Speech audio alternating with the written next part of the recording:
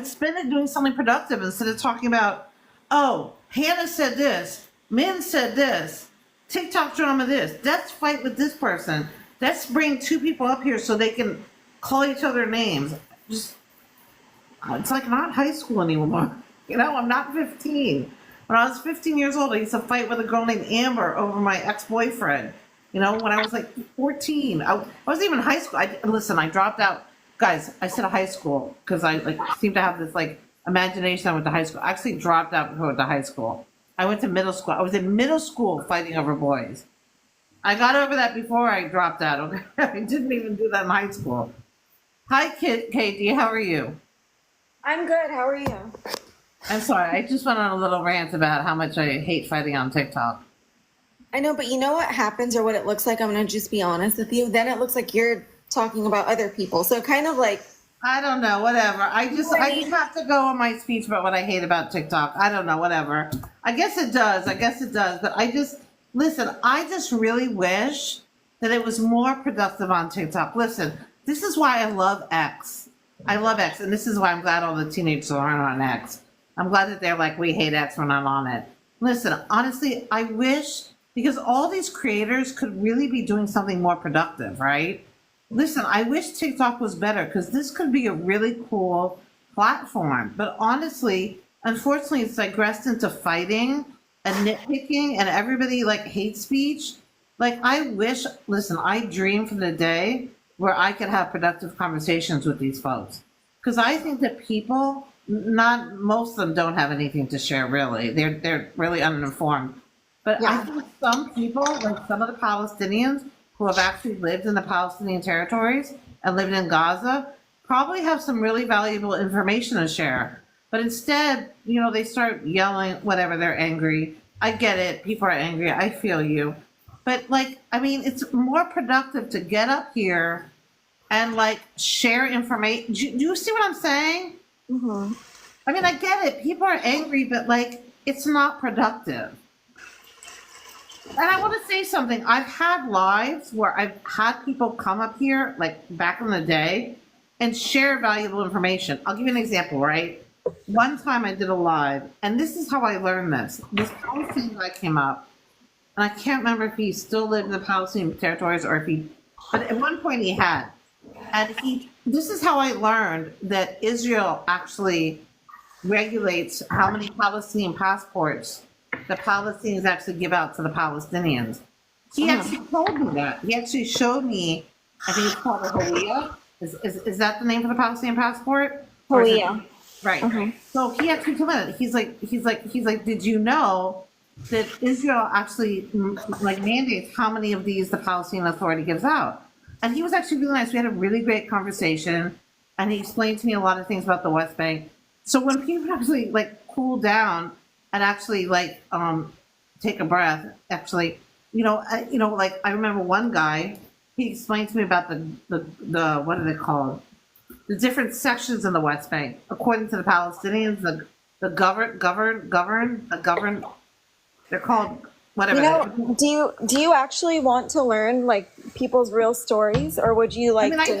I really do want to learn information. Yeah, I do. But the thing is, people are too busy screaming at me. The thing, I can tell you this. There are some people on here who do share their real stories, and I came up once before. I don't know if you remember, but you were gaslighting me, and it felt really invalidating. So, well, I don't know what you told me exactly. It depends. It depends what people. Hear that sometimes, let's say a child throws stones at settlers who are in their village, in areas where they shouldn't be, Palestinian controlled areas. And that child now goes to jail, can't see his family for a year, is being held without trial. But a child is not, but I've said this before, that a child is not going to go to jail for a year for throwing stones. I am not kidding. You can look this up. There is a child who recently was arrested for throwing stones at settlers, not a soldier, at settlers. I'm not denying that would happen, but why would he he went to jail for a year? That's what they do. Well, he's in jail now. This just happened, yeah, and he's going to be in jail for over.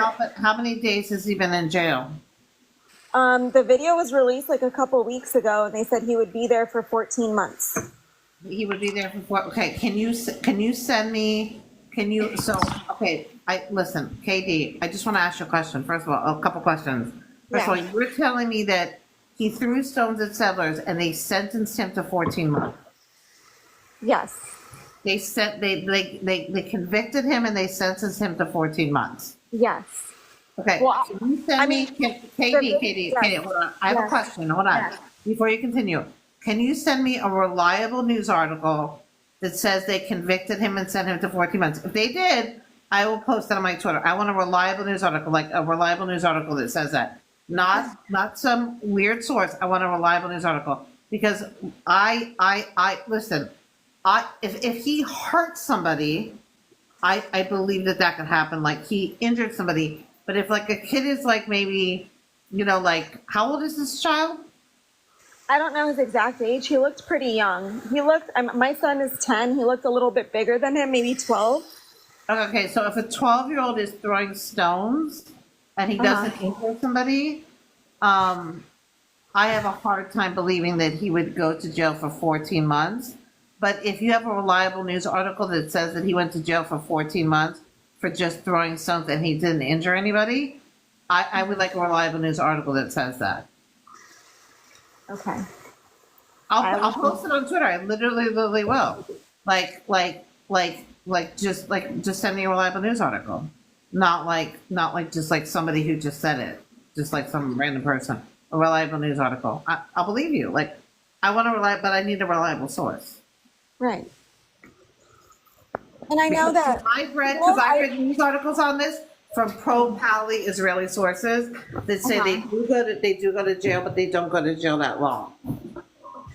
They do go to jail, but not for that long for throwing rocks. But I guess my question to you is okay, so let's say you're a Palestinian child in the West Bank and you see settlers coming into your village, storming your school, which they've done, and they started hitting teachers, hitting random people. There are videos of this, of settlers doing this. Listen, Katie, before you continue, I just want to say, I'm not denying that settlers do atrocious things to Palestinians in the West Bank. Listen, and I'm totally against that. But just for the record, more Palestinians unalive settlers than settlers unalive Palestinians. So even though settlers are burning things and destroying things and throwing rocks at Palestinians and harming Palestinians and sometimes unaliving them, rarely. The Palestinian militants are unaliving settlers sometimes on a daily basis and destroying settlers' property as well.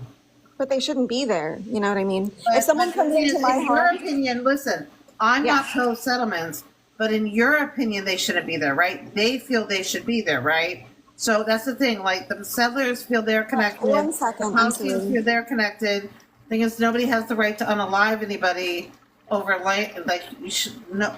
I don't think that doesn't give people the excuse to go and unalive people because they feel they shouldn't be there. Like that's not an excuse. Like no. Like just because they feel they shouldn't be in the settlement, I had a work call. Okay, so you're back. So I'm not going to let this other person's request them. I'm not going to let them join because they're obviously here to fight with you. They're a pro-Muslim person. I see you're. Yeah, I'm not. I'm not in the mood to fight. I don't want to fight. I don't bring people up to fight with each other. I don't do that. Thank you. There's no point. Yeah, I don't do that. I find when Palestinians or pro-Israel people start saying things that trigger other people, they all start requesting and they all want to fight. So what I wanted to say was. So the point is, just because there's a settler living in a settlement, and the same thing with Palestinians, right? Just because there's a Palestinian there and the settlers feel they don't belong there either, right? In their eyes, I think the Palestinians do belong there, just to clarify my position. That doesn't mean they have the right to go unalive them either, right? Nobody should be unaliving anybody. So, do you know what I'm saying? No, I don't think anyone should be unalived either. But what I'm saying is we're not them to know their experience and what they've seen and what they've lived through. And I think when you live through that type of occupation, whatever you want to call it, right?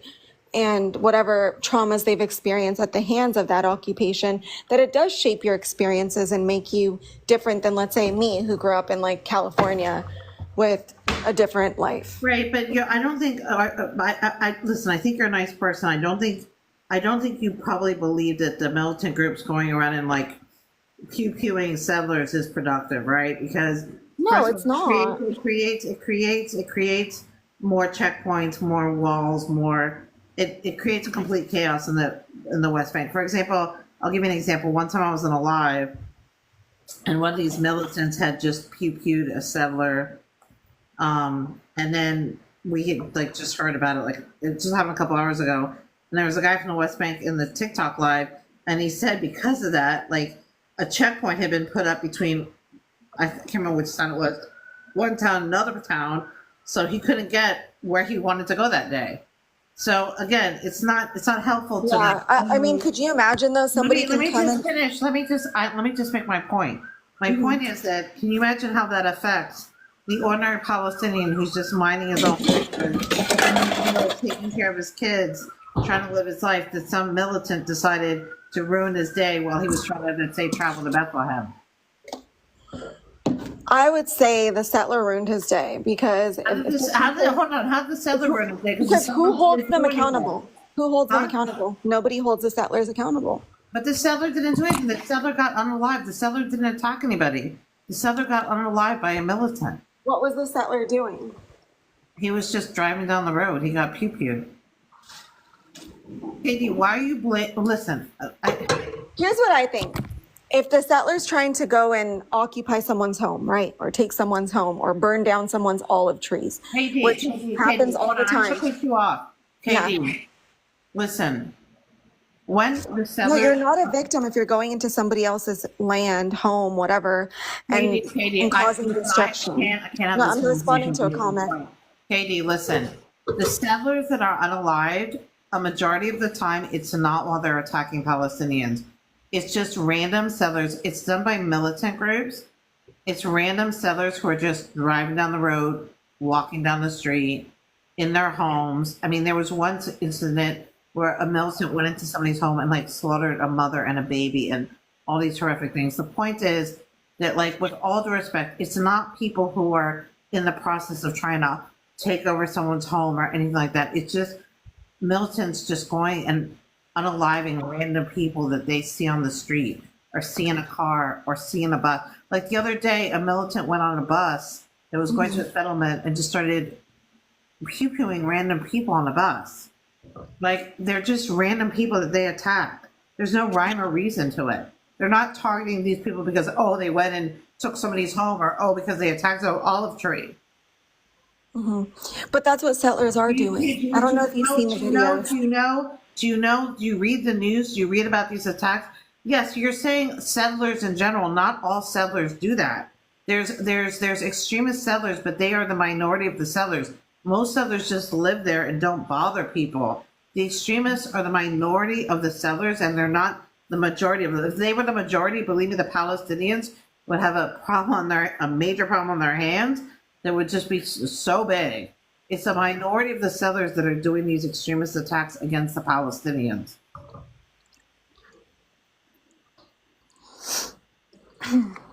I mean, so in what situation do you think there's like 700,000 settlers out there. It's a minority of them that are attacking the Palestinians. But in certain areas, they're not allowed to enter. They're not even allowed to go, and they still do. And guess who provides them with arms? Who's not allowed to enter? Settlers aren't allowed to enter like certain areas. Right. It's true. Yeah. And so why do they, I mean, I guess if I knew that my life was at risk if I enter a certain area, I wouldn't go in there, right? But the IDF gives them weapons. They arm them with AK-47. Can I tell you why the settlers are armed? So in Israel, there's certain rules about people who are allowed to have pew-pews, right? The settlers are allowed to have pew-pews because they're considered living in a dangerous area. So that's why they're allowed to have pew-pews. Oh, but Palestinians aren't, right? The reason why Palestinians aren't allowed to have pew-pews is because of the danger of T attacks, because Palestinians, some of them, I mean, they do T attacks when they have pew-pews, unfortunately. So you got one side with guns and the others without, and that's okay. Well, it's not like Palestinians don't get pew-pews anyways. I mean, a lot of them have them.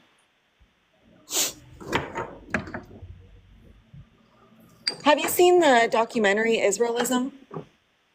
Yeah, it's kind of has a ridiculous hypothesis to it. I watched it. I watched it when it first came out. Listen, their whole take is Jews are taught to love Israel, which is true. And then if a Jew really goes to see the West Bank, they're going to become pro-Pally, which I know many religious Jews who have gone to the West Bank, not in IDF service, but like on tours and stuff, and they didn't become pro-Pally. Listen, it takes us, I went to the West Bank, I didn't become like extreme pro-Pally.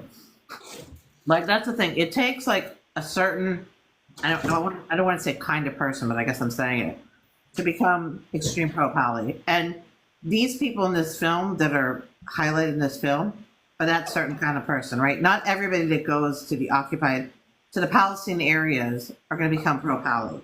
So their hypothesis is just kind of ludicrous, but that's their take. And I guess people fall for it because they watch this movie and they think that Israelism is like the end-all be-all of like the Jewish community. Just like when they listen to the Terry Karta and they think that the Terry Karta's take on the Torah is like what all Jews think. Because people don't know Jews. They listen, non-Jews listen like one Jewish movie and they think they know everything about Judaism. It's bizarre. Israelism is done by a bunch of non-religious, like these people aren't even, I mean, if you knew who these people are in the Jewish community, I mean, I've like met some of these people. Like, it's just funny because you guys don't know who these people are. You're just watching a movie about them. But like, we know who these people are, so. Who, what, who? What are you talking about? I'm just saying, if you knew, what I'm saying is it's almost like if a group of Muslims made a movie and the non-Muslims looked at it and were like, oh, this is the epitome of the Muslim community. And the Muslim community was like, no, it's not. And we know who these people are because they're part of our community.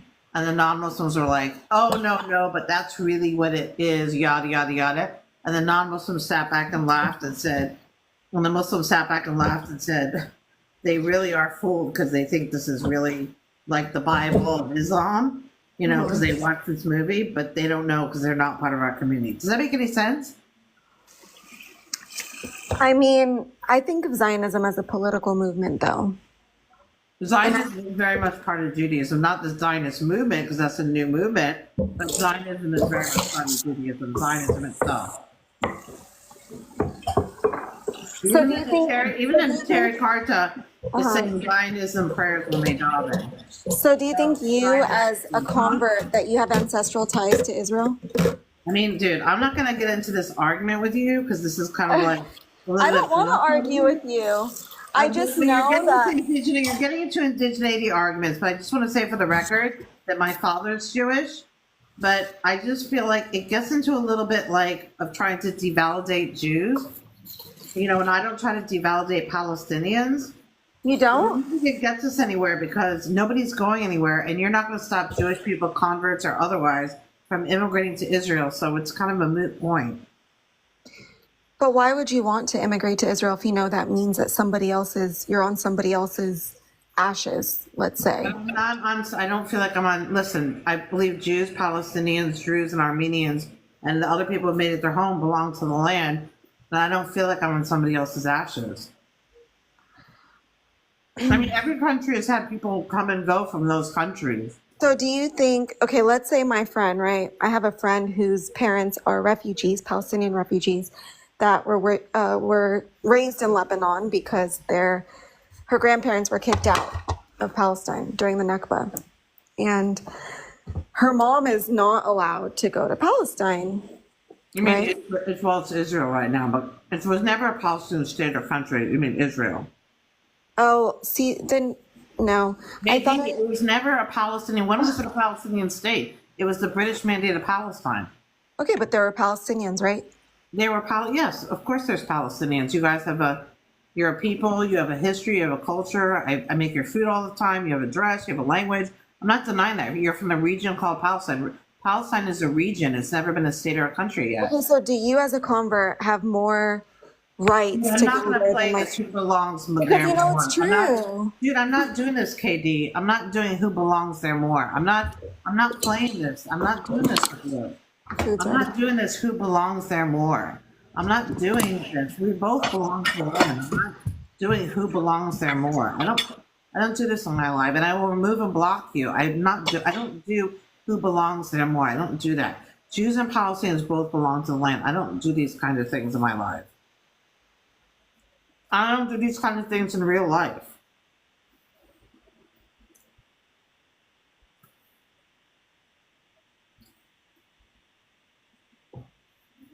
And I find it very insulting to be asked this kind of question. Why? Because it's very rude to say that to somebody. And I also told you my father's Jewish, so I'm not just a convert. My father's Jewish. Now, even if I was just a convert with no Jewish father, or Jewish mother, or Jewish grandparent, when you convert to Judaism, you become part of the people. So you have just as many rights to Israel as someone who has a Jewish parent or a Jewish grandparent. So I know you're triggered by that, but that's the reality of it. Because that's like a supremacist type of thinking. No, it's not. Okay, now you're being anti-Semitic. Okay, bye-bye. Like, I'm not doing this. I'm not doing this.